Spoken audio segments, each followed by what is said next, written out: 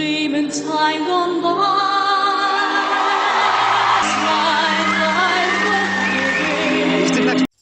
Hi there, Susan Boyle here. Hi, Susan Boyle here. Hi there, Susan Boyle here. In 2025, one question still echoes louder than ever across music circles and among millions of fans worldwide. Where is Susan Boyle now? Once a humble woman from a small Scottish village, she exploded onto the world stage with a single unforgettable performance on Britain's Got Talent in 2009. Her rendition of I Dreamed a Dream didn't just shake the judges. It ignited an emotional wildfire across continents, generating hundreds of millions of views and headlines from Tokyo to Toronto.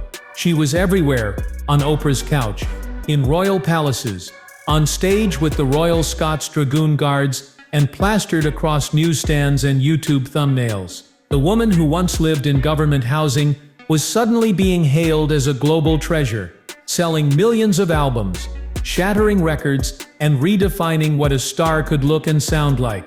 But with all the noise came an eerie silence. Fast forward to the early 2020s, and Susan Boyle seemed to have vanished. No new albums, no tours, no media appearances.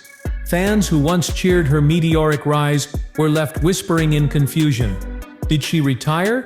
Was she ill? Did fame break her?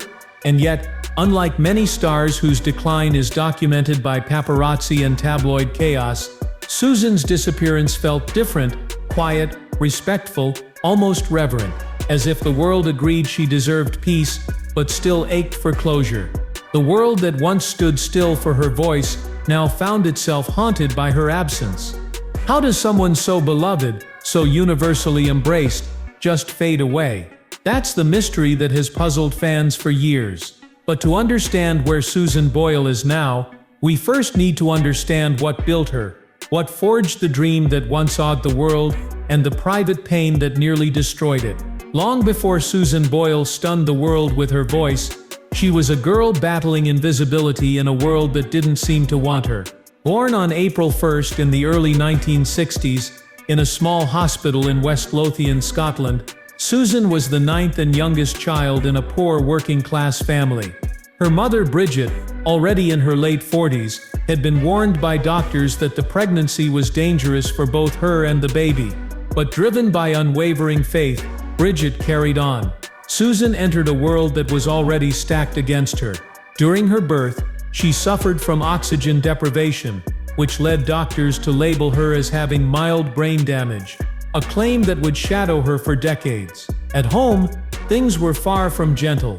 Her father, Patrick, a World War II veteran, returned from war changed, volatile, angry, and unpredictable. Their overcrowded home became a tense battlefield where Susan often found herself at the receiving end of his fury. In school, her life was no less brutal. Teachers labeled her a slow learner and failed to support her. Students mocked her epilepsy, calling her cruel names like Simple Susan and Touchy. She was physically punished by educators with belts, and her fainting spells became the source of ridicule rather than concern. There was no refuge for Susan.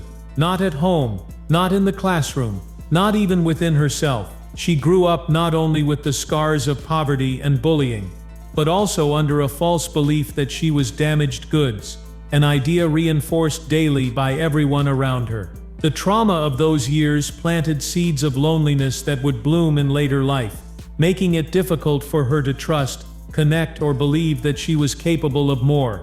But through all the cruelty, a quiet dream flickered, one that would one day roar into a voice that stopped the world in its tracks. For much of her life, Susan Boyle believed she was broken. That's what everyone had told her since birth, that she was mentally challenged, slower than others, unfit for anything more than a quiet, hidden life. But everything changed in a moment of painful clarity, years later, when she learned that her diagnosis had been wrong all along. She didn't have brain damage. She had Asperger's syndrome, a form of autism, and not only was she not slow, her intelligence was above average. This revelation didn't just rewrite her personal story, it gave her permission to forgive herself for all the ways the world had failed her. Suddenly, all the confusion made sense. the emotional outbursts, the trouble in school, the way she was always different but never understood. It wasn't her fault. For the first time, Susan saw herself not as defective but as misdiagnosed, misunderstood, and misjudged. It was a life-changing moment of redemption and reclamation. That one truth shattered the lies that had held her back and gave her the confidence to believe that maybe, just maybe, her life wasn't over yet. Maybe she wasn't broken. Maybe she was just beginning.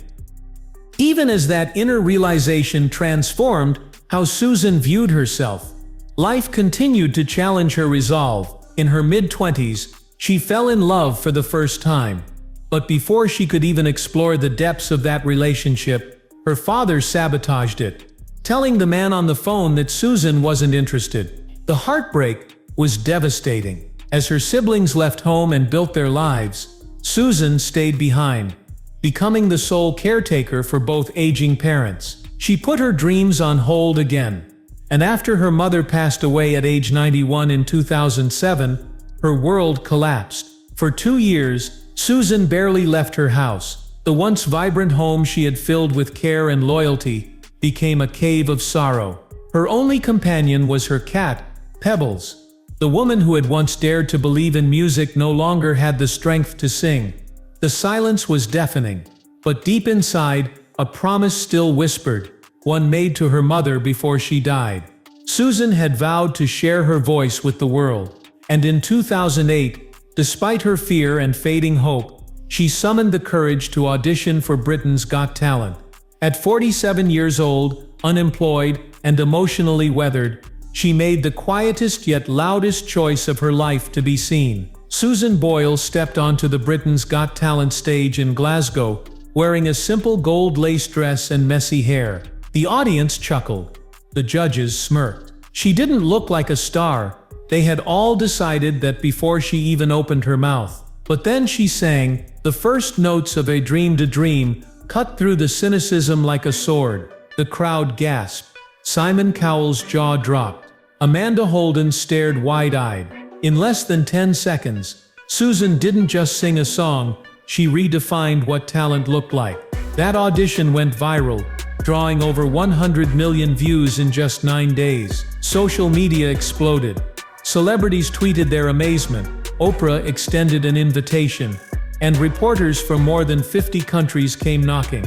People didn't just admire her voice, they felt they had misjudged her, and in doing so, misjudged countless others. Susan Boyle became a cultural reckoning. That performance wasn't just about music, it was about hope, redemption, and breaking the mold. But behind the viral fame, a quieter storm was brewing, one that would soon unravel her newfound world. As her fame reached astronomical heights, the pressure began to fracture Susan's fragile foundation. Everyone thought she would win Britain's Got Talent, but in the finale, she came in second to dance group Diversity. The loss was public, and it broke her. Reports surfaced that she ran off screaming backstage, that she shouted at staff, and even poured water on someone. Days later, the world woke up to shocking news. Susan had suffered a mental breakdown and was hospitalized in a private clinic in London. She was exhausted, disoriented, and deeply overwhelmed. For someone who had lived most of her life in quiet solitude, the sudden spotlight became a psychological avalanche. Tabloid journalists stalked her family, faked relationships to gain access, and spun rumors that blurred the line between reporting and harassment. Even Simon Cowell admitted it was one of the hardest weeks of his life. He broke protocol and told her she could skip the post-show tour, something no contestant had ever been offered. It was a brutal lesson for the entertainment industry, one that exposed how little support exists when someone catapults from obscurity to global fame overnight. Susan's breakdown wasn't a scandal. It was a cry for help in a world that only knew how to cheer when the lights were on, not when the person behind the voice was falling apart. And yet, Susan came back, not quietly, but in full force. Just 3 days after being hospitalized, she announced she would join the Britain's Got Talent tour. After all, she performed in 20 of the 24 shows across the UK and Ireland, receiving standing ovations in city after city. Her debut album, I Dreamed a Dream, shattered records upon release, selling over 400,000 copies in the UK in its first week, and over 700,000 in the US, making it the highest-selling debut by a solo female in history at the time. By year's end, she had sold over 10 million albums and outsold stars like Lady Gaga and Eminem. But the most remarkable part? She did it without glamour, without scandal, and without changing who she was. She continued to live in the same modest house she grew up in. While others flaunted their riches, Susan stayed grounded. She proved that authenticity and raw talent could still triumph in a world obsessed with image. And in doing so, she etched her name into music history. But money, as it often does, brought more heartbreak than happiness. After years of financial struggle, Susan's sudden fortune, now estimated between $35 and $40 million, unleashed a storm within her own family. Her brother allegedly threatened self-harm if she didn't give him $50,000. Under pressure and ill with a throat infection, Susan gave in. Later, she lied to other family members, claiming Jerry had blackmailed her, further fueling internal rifts. Another family member received a generous gift from Susan, but failed to say thank you. Susan's response, perceived as harassment, led to a police visit. The very people she thought would celebrate her success instead became symbols of betrayal and distrust. In total, she gave her family nearly $2 million, but instead of healing old wounds, the money deepened divides. In the public eye, she was a graceful star. Behind the scenes, she was a woman grappling with loyalty, guilt, and the loneliness that money could never fix. Even as emotional wounds lingered, her physical health became the next battle. In her 50s, Susan was diagnosed with type 2 diabetes and warned that poor health could cost her the one thing she loved most. Her voice, determined, she changed her diet and dropped 50 pounds.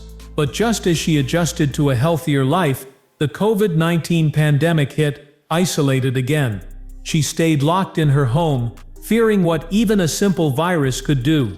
And then, against all odds, love entered the picture. During a US tour, she met a kind-hearted doctor in Florida. He wasn't a superfan or star chaser. He simply recognized her as a person. Their connection grew into a rare romance, one built not on fame, but on kindness and respect. Susan, at 53, found something many thought she had given up on: real love. But just when it seemed life was finally kind, disaster struck again. In April 2022, Susan suffered a devastating stroke that nearly silenced her forever.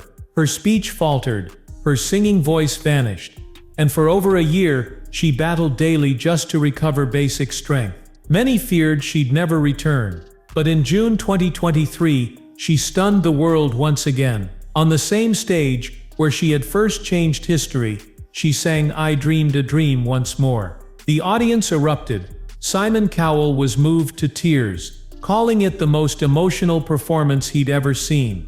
Behind that 3-minute song were nearly 3 years of intense therapy, over 1,000 hours of vocal and physical training, and the raw willpower of a woman who refused to be forgotten. By early 2025, she had regained 90% of her voice. Then on her 64th birthday, she broke her 2-year social media silence with one post. I'm back. Definitely back. Thank you for waiting. New music, new dreams, new beginnings. The post went viral. Fans around the world rejoiced. And with a new documentary, charity projects, and live performances ahead, Susan Boyle's comeback wasn't just a return, it was a resurrection.